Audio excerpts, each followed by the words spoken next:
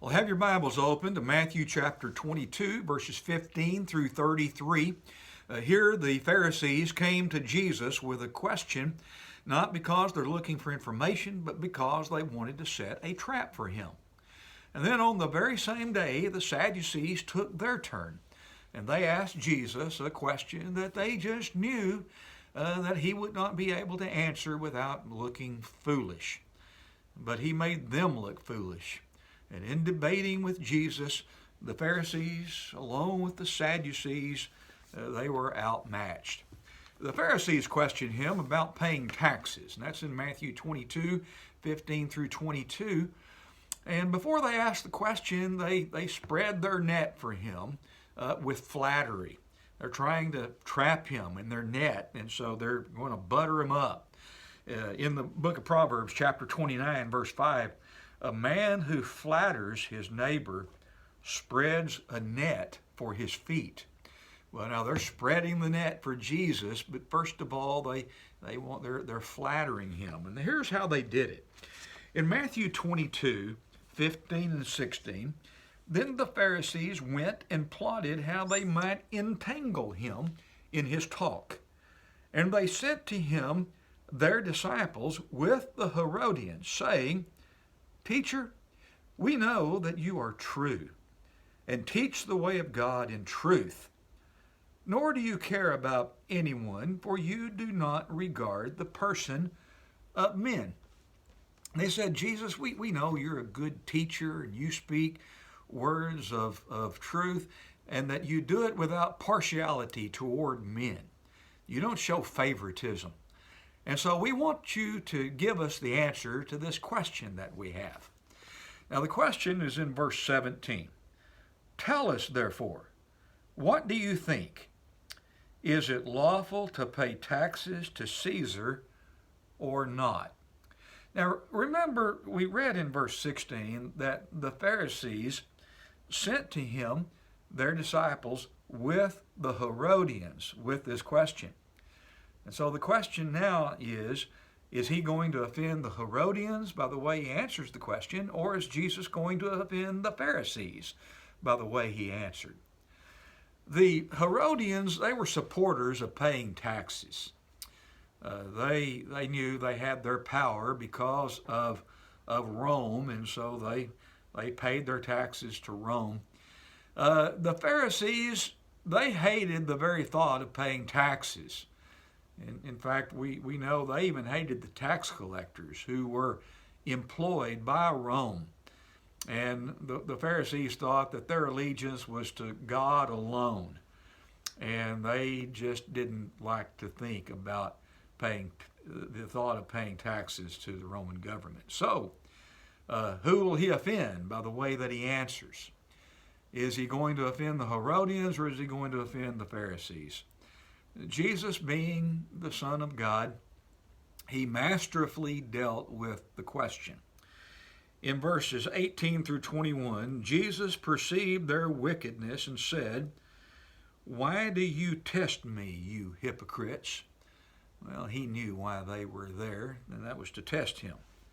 He said, Show me the tax money. So they brought to him a denarius, and he said to them, Whose image is an inscription is this? And so you can just visualize that. They bring him the Roman coin, like the one they would use for paying taxes, and the inscription of Caesar was there on that coin. And so in verse 21, they said to him, Well, Caesar's. And he said to them, Render therefore to Caesar the things that are Caesar's, and to God the things that are God's. He didn't retreat when he was asked what was supposed to be a very difficult question for him to answer. He didn't retreat. He didn't say, Well, I guess I'll just have to get back with you on that later. First, he said, I know what y'all are up to. And it's not because somebody told him, but because he was deity in the flesh. He knew why they were there, and that was to set that trap for him. And then he said, well, show me the money you pay taxes with. Bring me a coin. Well, it had Caesar's image, an inscription on it. And then Jesus essentially asked them, what's your problem then? What's your problem? The inscription of Caesar on the Roman coin showed their dependence on Caesar and on the Roman government. And so Jesus just said, well, give unto Caesar what belongs to Caesar, and give unto God what belongs to God. It was pretty simple. And Jesus put it before them in the simplest of terms. And, in Peter's fourfold exhortation in 1 Peter chapter 2, verse 17, he said, honor all people, love the brotherhood, fear God, honor the king.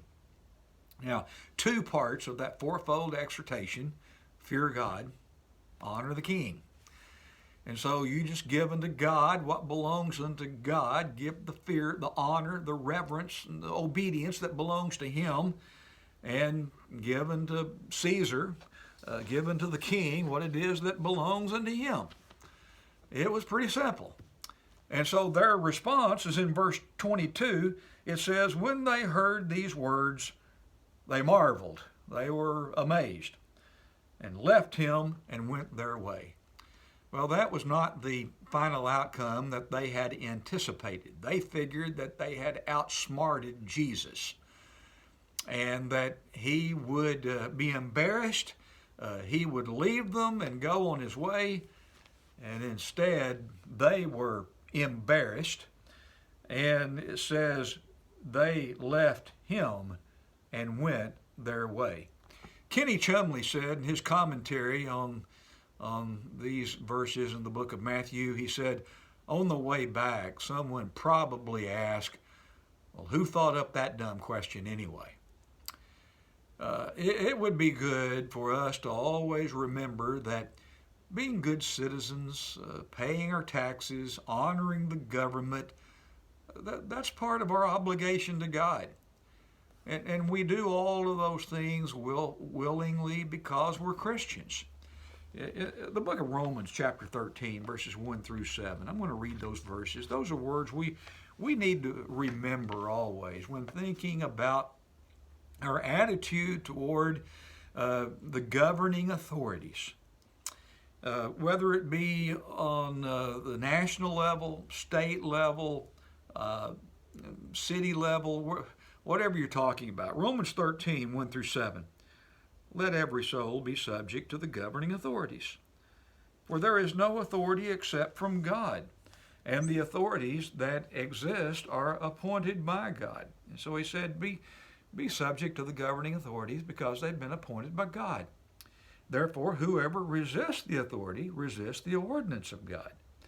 And those who resist will bring judgment on themselves. For rulers are not a terror to good works, but to evil. Do you want to be unafraid of the authority? Then do what is good, and you'll have praise from the same. For he is God's minister to you for good. But if you do evil, be afraid, for he does not bear the sword in vain.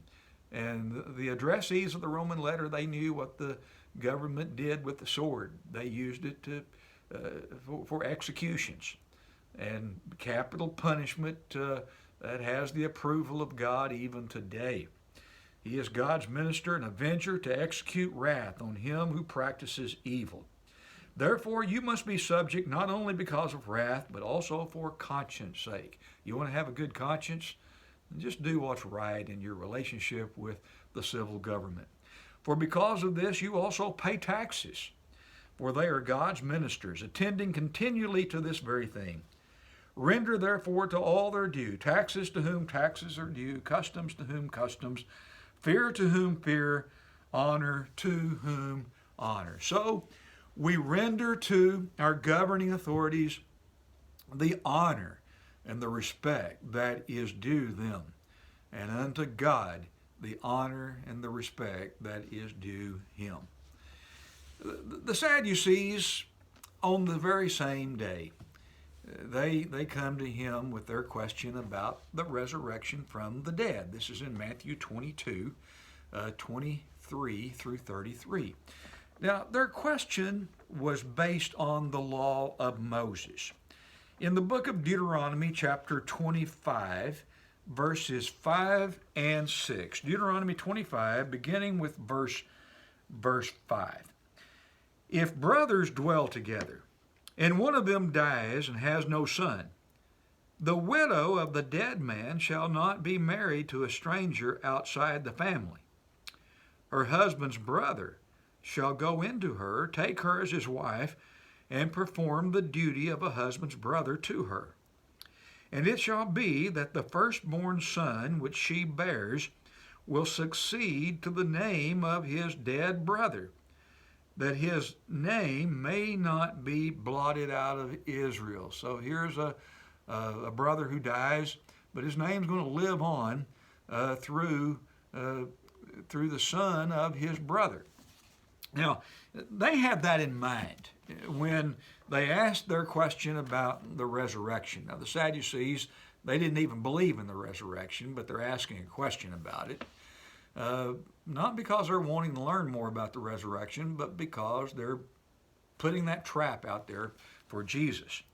In Matthew chapter 22, and now beginning with verse 23, the same day, the Sadducees, who say there is no resurrection, came to him and asked him, saying, Teacher, Moses said that if a man dies, having no children, his brother shall marry his wife and raise up offspring for his brother. Now there were with us 7 brothers. The first died after he had married, and having no offspring, left his wife to his brother. Likewise the second also, and the third even to the 7th. Last of all, the woman died also. Therefore, in the resurrection, whose wife of the 7 will she be? For they all had her. Now, their question was supposed to show the absolute absurdity of the resurrection of the dead, but more importantly to them, expose the ignorance of Jesus. Well, Jesus told them that their question showed their ignorance of the Scriptures, and their ignorance of the power of God.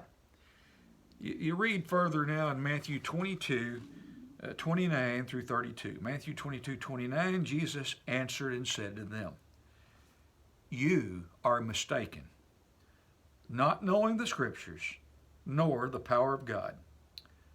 For in the resurrection they neither marry nor are given in marriage, but are like angels of God in heaven.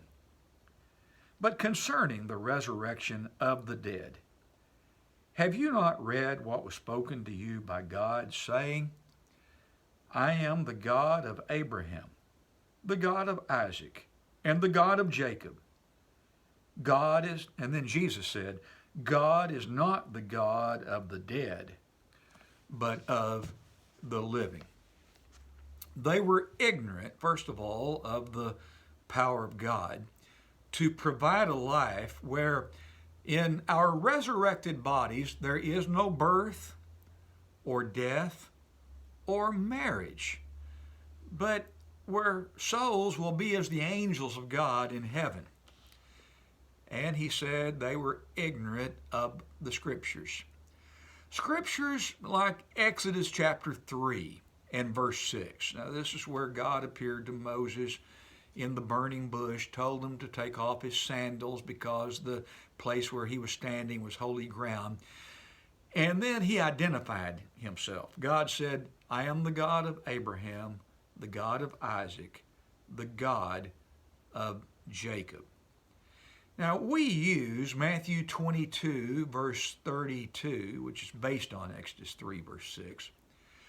We use that as an example of how the Bible teaches by necessary implications. A necessary implication would be a logically unavoidable conclusion. You put 2 or more facts together, and then there's what we ought to necessarily infer from those facts. In Matthew, we have an example here in Matthew 26. Let's go to Matthew 26. We eat unleavened bread in the Lord's Supper. Why must it be unleavened bread? How do we know we have authority for unleavened bread? It says in Matthew 26:26, as they were eating, Jesus took bread, blessed it, and broke it, and gave it to the disciples, and said, take, eat, this is my body. So when Jesus instituted the Lord's Supper, we say that he used unleavened bread, and that's what we're to eat today. It doesn't say that outright. It doesn't just come right out and say. Jesus took unleavened bread. How do we know that it's unleavened? Well, because he instituted the Lord's Supper during the Passover feast. And unleavened bread, we know from the Old Testament, was used in the Passover feast. But you just go up a few verses. We read Matthew 26:26. Now go up to verse 17. Matthew 26:17. Now on the first day of the feast of the unleavened bread, the disciples came to Jesus, saying to him, where do you want us to prepare for you to eat the Passover? By necessary implication, we know that the bread that we are to use in the Lord's Supper is unleavened bread. Well, there are a lot of other things we know from necessary implication.